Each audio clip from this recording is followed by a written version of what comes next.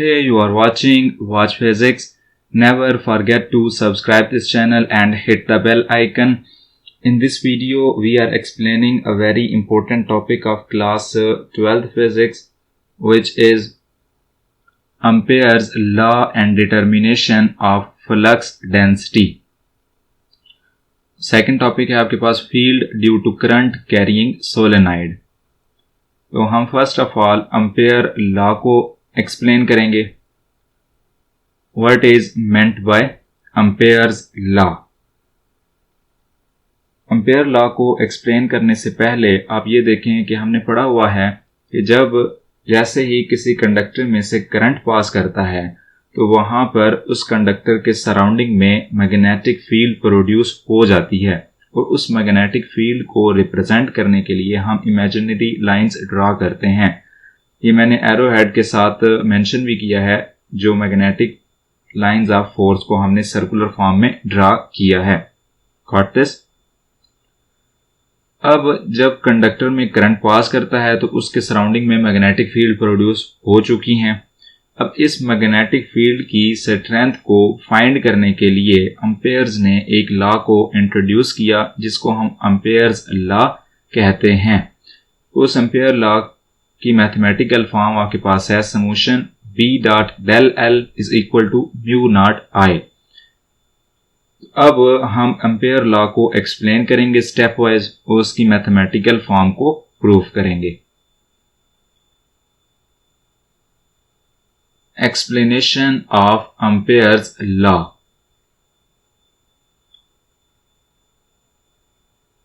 By Ampere's law, magnetic flux density at any point due to current carrying conductor can be calculated easily. किसी भी conductor में जब current pass करता है तो वहां पे मैग्नेटिक फ्लक्स प्रोड्यूस हो जाता है और हम वो फ्लक्स एम्पेयर लॉ को यूज करके फाइंड कर सकते हैं. Consider a conductor in which current is passing upward direction. Due to current, a field is produced around the conductor and field is in closed path in form of circle. कि suppose करें कि आपके पास एक conductor है जिसमें upward direction में current pass कर रहा है. करंट के पास होने की वजह से वहां पे फील्ड प्रोड्यूस हो जाएगी और वो फील्ड एक सर्कुलर फॉर्म में होगी. This closed path is called Amperian path. और जिस क्लोज्ड पाथ में वो फील्ड प्रोड्यूस होती है उस क्लोज्ड पाथ को हम एम्पेरियन पाथ कहते हैं. जैसे कि आप इस डायग्राम में ऑब्जर्व कर सकते हैं कि अपवर्ड डायरेक्शन में करंट पास हो रहा है. करंट की वजह से कंडक्टर के सराउंडिंग में मैग्नेटिक फील्ड प्रोड्यूस हो चुकी हैं और जिस पाथ में वो मैग्नेटिक फील्ड क्लोज्ड लूप में प्रोड्यूस हुई हैं उस पाथ को हम एम्पेरियन पाथ कहते हैं. क्लियर. अब हम फर्दर मूव करते हैं और फाइंड करते हैं कि हम मैग्नेटिक फील्ड की स्ट्रेंथ को फाइंड कैसे करेंगे. ये आप डायग्राम देखें. अब होल पाथ को हम स्मॉल नंबर ऑफ एलिमेंट्स में डिवाइड करेंगे. Divide the path into n small elements. Ampere law के अकॉर्डिंग हमारे पास फार्मूला है B dot del L is equal to B del L cos theta, where B cos theta is component of B in direction of del L. हमारे पास जो B cos theta है वो basically magnetic field की जो strength है जिसको हम B से मेंशन करते हैं उसका कंपोनेंट है. हम हर इंडिविजुअल लेंथ में मैग्नेटिक फील्ड की स्ट्रेंथ को फाइंड करेंगे. Length 1 plus length 2 plus length 3 हर इंडिविजुअल लेंथ को फाइंड करके उनको सम अप करेंगे और एम्पेयर लॉ के अकॉर्डिंग वो इक्वल होती है म्यू नॉट I के. क्लियर. तो इसको समेशन की फॉर्म में हम राइट कर सकते हैं. Summation B dot del L is equal to mu naught I.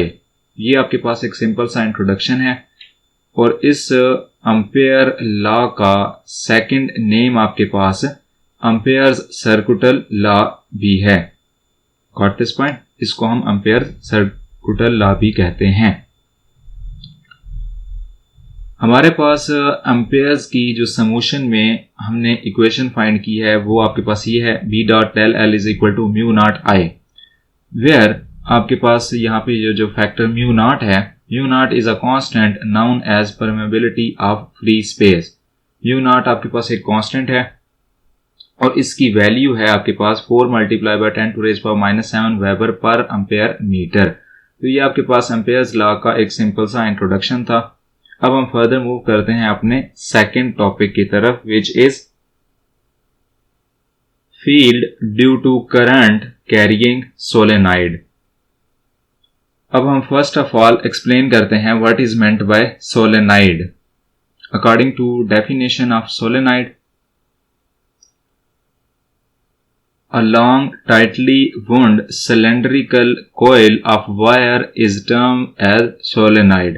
Solenoid basically wire ही होती है, लेकिन हमने वायर को सिलेंड्रिकल कोयल में चेंज किया होता है, गॉट दिस? तो वो आपके पास सोलेनॉइड बन जाती है। जैसा कि आप इस डायग्राम में ऑब्जर्व कर सकते हैं कि हमने एक गिवन वायर को सिलेंड्रिकल कोयल में चेंज किया हुआ है, वाउंड किया हुआ है, उसको टर्न्स में चेंज किया हुआ है, तो इसको हम सोलेनॉइड का नाम देंगे, गॉट दिस? अब हम एक्सप्लेन करते हैं कि फील्ड के बारे में। Field outside the solenoid is so weak. Outside the solenoid जो फील्ड होती है वो बहुत ज्यादा वीक होती है। Field inside the solenoid is so strong. Solenoid के अंदर फील्ड की जो वैल्यू होती है वो बहुत ज्यादा स्ट्रॉन्ग होती है। अब हम इस फील्ड को एक्सप्लेन करते हैं। एक्सप्लेनेशन, आपके पास ये डायग्राम है। हमने सोलेनॉइड को बैटरी के साथ कनेक्ट किया। जैसे ही सोलेनॉइड में से करंट पास होता है वहां पे मैग्नेटिक फील्ड प्रोड्यूस हो जाती है, गॉट दिस पॉइंट? अब हमने उस फील्ड को एक्सप्लेन करना है। The value of magnetic field can be easily determined by applying Ampere's law. Magnetic field की वैल्यू को हम Ampere's law को यूज करके इजीली फाइंड कर सकते हैं। Consider a rectangular loop and divide it into 4 elements. आपने एक लूप सपोज करना है, लेकिन वो लूप रेक्टेंगुलर शेप में होना चाहिए और उस रेक्टेंगुलर शेप के लूप को 4 पार्ट्स में डिवाइड कर देना है। जैसा कि आप इस डायग्राम में देख सकते हैं कि मैंने एक रेक्टेंगुलर शेप में लूप कंसीडर किया और उसकी different length, 4 different length consider की, L1, L2, L3, L4, got this? तो हम हर इंडिविजुअल लेंथ में मैग्नेटिक फील्ड की स्ट्रेंथ को फाइंड करेंगे। एम्पेयर्स लॉ के अकॉर्डिंग उनको सबको सम अप करेंगे। सम अप करने के बाद वो किसके इक्वल होती है?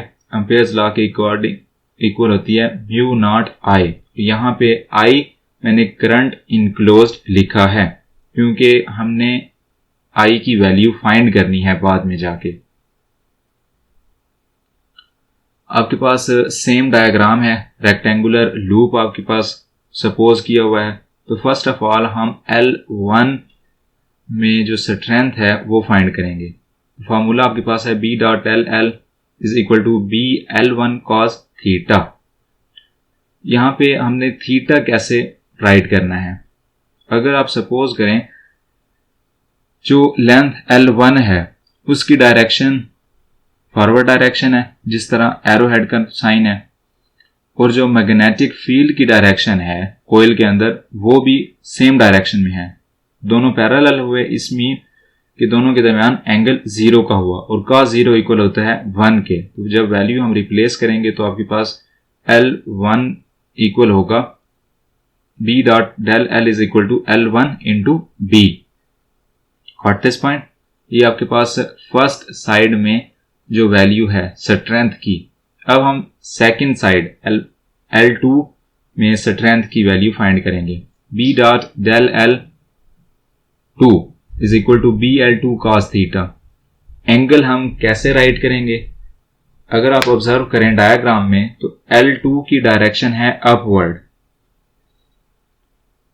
और जो मैग्नेटिक लाइंस ऑफ फोर्स हैं उनकी डायरेक्शन फॉरवर्ड डायरेक्शन है, जिस तरह एरो का साइन है। अगर आप ऑब्जर्व करें तो दोनों के दरमियान एंगल 90 का है, क्लियर।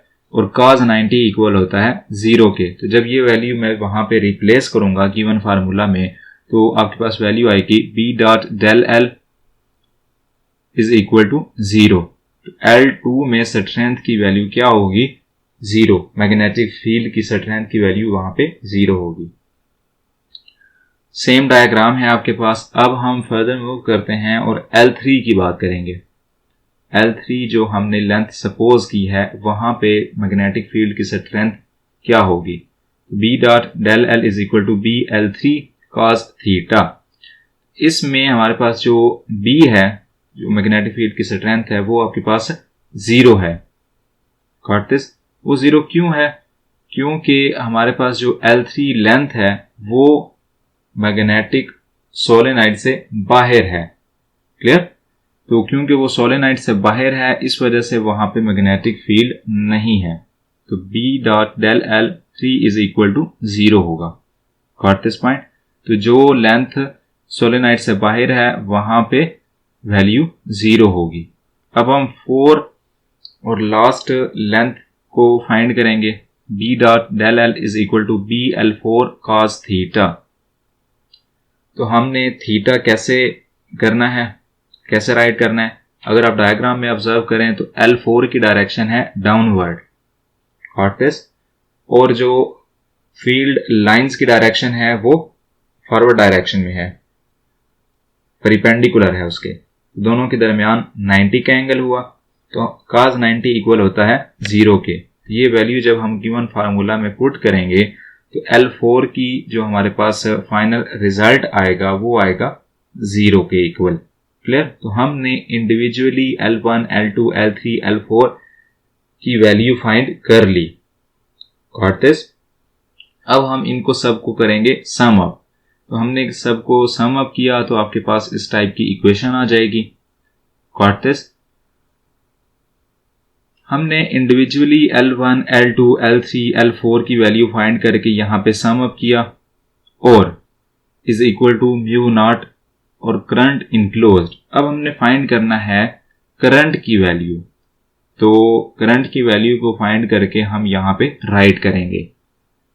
करंट की वैल्यू फाइंड करने के लिए number of turns per unit length of solenoid, per unit length of solenoid जो नंबर ऑफ टर्न्स हैं वो हमारे पास n है, और जो सोलेनाइड की लेंथ है उसको हमने सपोज किया हुआ है L1 से। Total number of turns in rectangular surface वो होगा NL1 के इक्वल, गॉट दिस। तो total current enclosed bye loop, अगर एक टर्न्स में जो करंट पास करता है उसकी वैल्यू I हो तो NL1 लेंथ में जो करंट पास करेगा उसकी वैल्यू क्या होगी? NL1 into I, got this point. इस तरीके से हम करंट इनक्लोज्ड की वैल्यू को फाइंड कर सकते हैं। अब हम ऊपर गिवन इक्वेशन में ये वैल्यू को पुट करेंगे। तो BL1 is equal to mu naught multiply by NL1 into I। तो यहाँ पे जो L1 मैंने मेंशन किया है दूसरी तरफ मौजूद L1 के साथ कैंसल आउट हो जाएगा, गॉट दिस। और आपके पास रिमेनिंग वैल्यू बचेगी B is equal to mu naught multiply by NI, got this point. तो ये आपके पास मैग्नेटिक फील्ड की स्ट्रेंथ की वैल्यू है। आई एम होपिंग यहां तक आपको कोई डाउट नहीं होगा।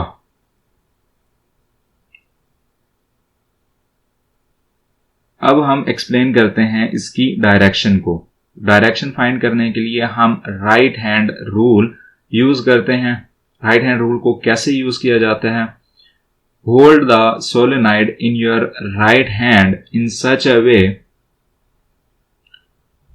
that curling fingers show direction of current, then thumb will point in the direction of field.